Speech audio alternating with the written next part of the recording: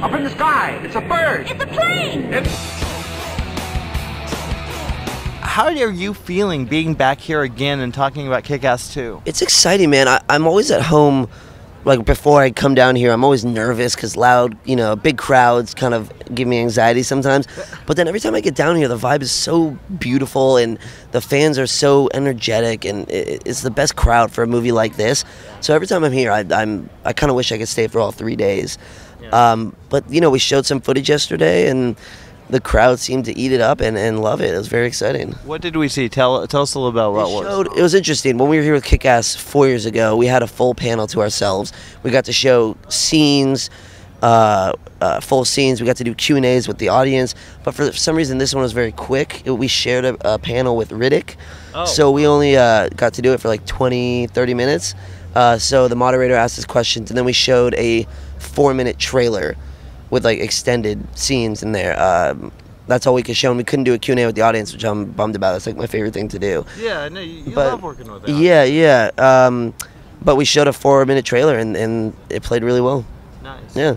Now, where are we in this world now? What can we expect that you can actually tell us? This movie is 2-3 years after the first one. Chloë is now, or Hit Girl is now going into high school. Yeah, high school. I'm trying to think, it's like middle school. She's too old for that. She's now going to high school, and she's trying to become like a little lady. She's trying to get past the hit girl. Her father passed away. She's trying to get over that. And for me, my father passed away as well. And you see me, and I just have pure hatred and revenge on my mind for Kick-Ass, and that's where you see us.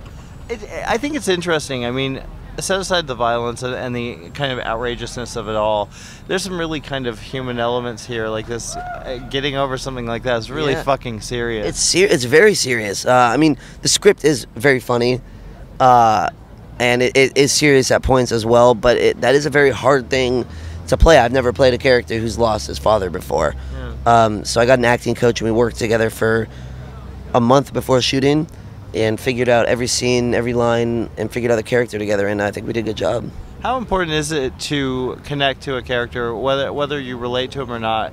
How do you think you need to kind of step in his shoes, or is it easy to just kind of go, hey, I'm acting? No, I think you very much, if you want to give a good performance, you have to step in their shoes. That is acting in a sense, is to feel what the character is feeling. And this was my first time I really hit it that hard. And wearing a costume like that kind of gets you in the character anyway. Yeah. I like to say that the costume is like half the acting anyway. It looks so fucking good. It's so good. It's what I've seen, I'm excited. Yeah. Oh, thanks, man. But I wonder, like, for you, do you feel kind of nervous kind of going in, because you know how fans are kind of, they get excited, and then there's that hype, and then they're like, no, but you couldn't have done that. Yeah, I mean, that kind of stuff's inevitable, I feel like. There's going to be someone that has a problem with every movie. So there's going to be people that have problems with this, and there's going to be people that love it. And I'm one of the people that love it. I think it's very special and very good. Yeah. Now, last time we talked, I think it was for Paranorman. Yeah, that was last year here. Yeah, last year. We talked like for 4 years in a row. Do you realize that? I've been here 4 or 5 years now. And we talk to you every fucking year. Good, we should. Well, because we love you. Oh, thanks, that's man. it, man. I love Joe Blow. Oh, awesome. Yeah. See? There it is. What is it about these kinds of characters that you these awkward kind of, characters that maybe, don't... I don't know, maybe I'm just really awkward. and I don't think you are, though. Thanks, man. I mean, what it comes down to is there's two things. I'm very lucky to have the chance to pick and choose what I want to do.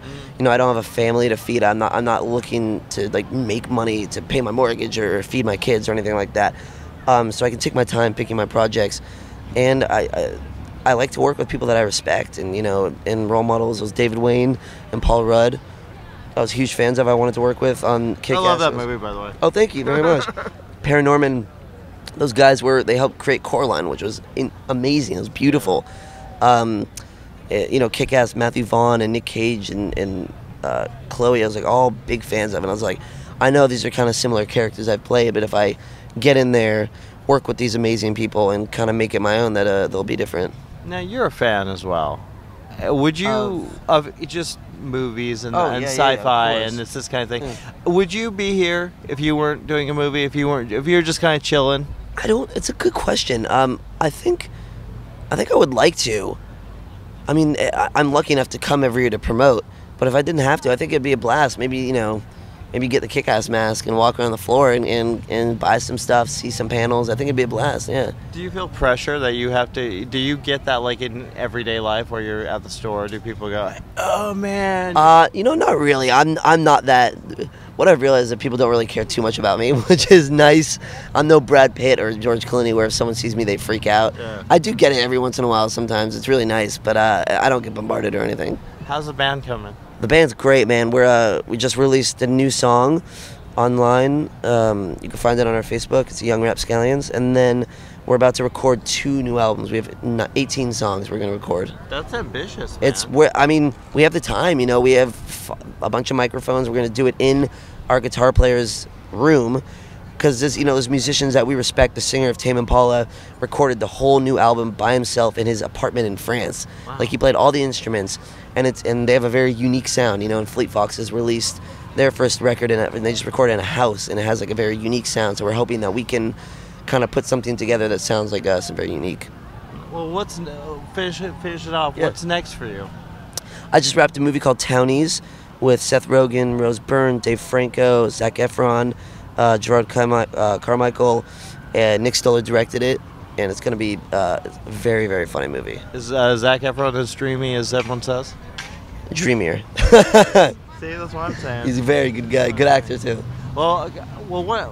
You haven't saw me yet. So Yeah. I keep wondering, what is looking back at Kick-Ass 2, what are you most excited about fans seeing?